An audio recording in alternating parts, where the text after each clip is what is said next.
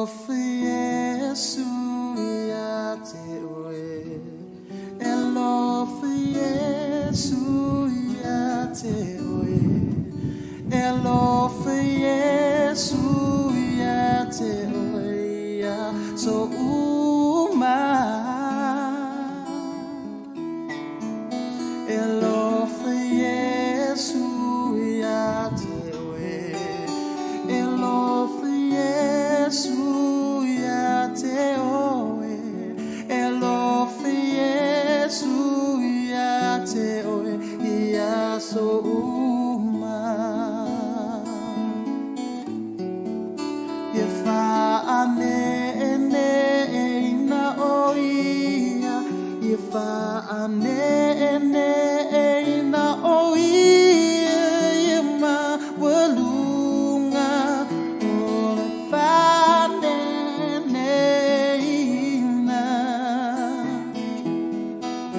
Ia via oia tangata uma. Fa apema ona tangata pa ia ole tupu ia fa neina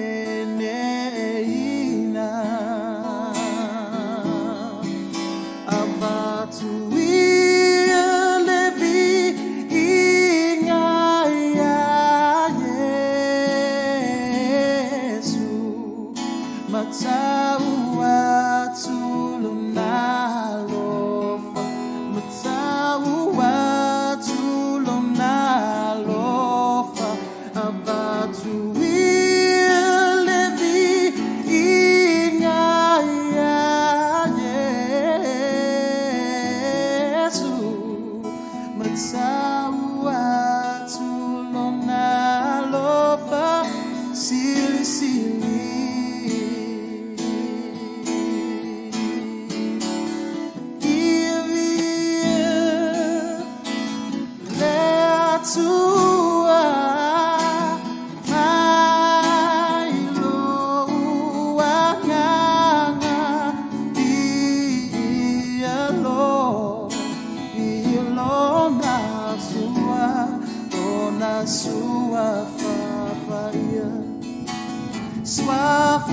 Swafapaia Givia Netua Ai Loa Ngana Dia Lona Sua Fapaia Swafapaia. Hallelujah. Hallelujah. Oh. Ia vi ia le swafa o le tua. Stol tas pa ia le tua le tama, le tua le alo, le tua le nganga pa ia. Le pa ia o Israelu, le tua le iso na amatanga le ifo iso na ngata anga o le tua lo o soifua pea. O leo lo afio le melilo o ia na faia i tātou uma o ia fo ia pule au i mea uma ia whaamanuina le swafo Iova ma le mea oso i fo le la se ia o i le mea ngoto toi le la whaatalo whaatu le pa ia mamalu o si tātou watano o iso o se tafa o le lalulangi fia lava se mea o e maua mai ai le tātou wa polokalami whaatalo whatu ia te otou le swafa manu malo Yesu ke riso malo le soifua whaatalo whatu fo i paanga masani o le tātou polokalami le fo ua mo le avanoa tātou te mafuta le nia fiafi le swafa manu malo Yesu ke riso wha malo ia te otou malo le fōlau malo le ono sai malo fo i ia le tapuai ia le tūlanga fo olo i le tātou fōlau mai fi au mga luenga wha malo ia te otou malo lava le soifua nei fo i tūla ile amatalia fo tātou polokalame la ngona fo ile mawhanawhana ia marifio le loto o tātou toi au lia mari nei fiafi ia ile ngaso longo fe au mga ruenga ia aili amatalia tātou polokalame a fe o leo e maua mai lungo tātou polokalame whaatar sanga tu fo i malanganga vai ia a moso wawanoa be mwhaiona share i fo tātou polokalame share I foi lunga o lau timeline. Ia e le I alu loa le tātou polokalame. E vea foi oe se wha manuianga, I se uso o se tua whawhine, se isi foi o mōle awa noa e mafuta I lunga o le nei polokalame.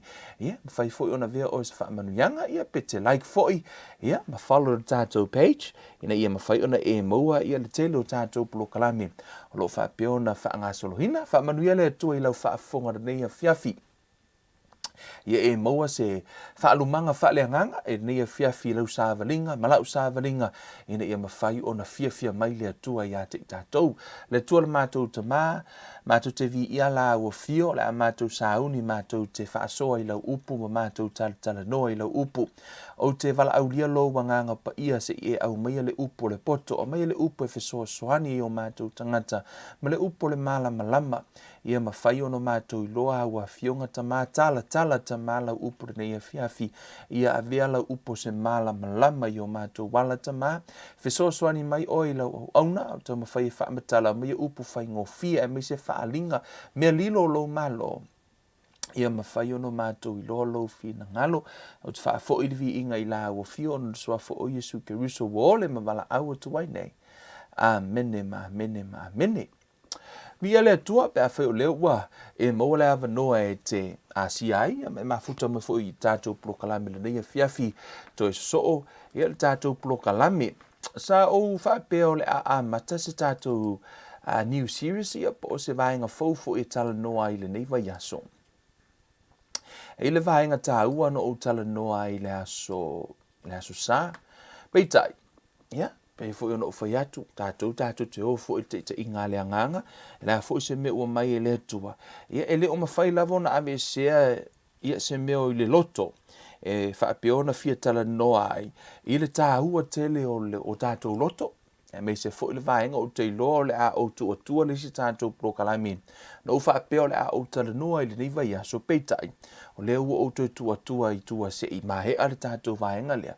Si o tātou tala noa pe o tātou loto. Au le fiafire nei, o te le mana o ia te o te toi tu ua le tātou polokalame. Ono o I o le a tali e nisi o fesili. Pe whaafefeona e langona le atua.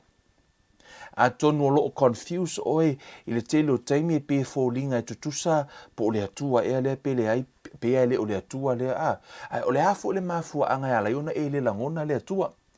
La tātou wofo I tutono la fionga pa I le atua. To answer all those questions, e mawhai ona wheso soani le tātou savalinga. So tonight I'm going to talk about clear to hear from God. Ia whaamamahino tātou tangata, ia malama le tātou, mamanino le tātou langona, ia ma le tātou whaalongo ino le atua, ma le tātou langona o le atua. Amene. Masani no whaonga ina ia ni tala whaataitai ina ia mawhai ona whaamatala ina hai, ia se point ia po se mataha upu. Ai o te whaonga ina se whaataitai inga e whaapea. O le tangata lava e masani ona e mafuta I ai. O se tangata e masani ona lua tala noa. A whai o oe molo to o lua. E masani lopo wa tele se teime te lua tala noa ai. Po le a lava le teime tau tala I le tangata le nā. E te iloa le leilo na leo. A whai nei whaatita inga e te whaalongo loa ia mo o tau ia. Tau te mo ila tau e fia whaalongo longo tātou polokalame. Some of you guys will tau iloa le leia lo leo. Tu sa lava pe tu te leva ai se ata fure ako whaalongo kunga o lai saulo leo se mea. Kasi ale sau le leo e iloa le leo lao given. It doesn't matter po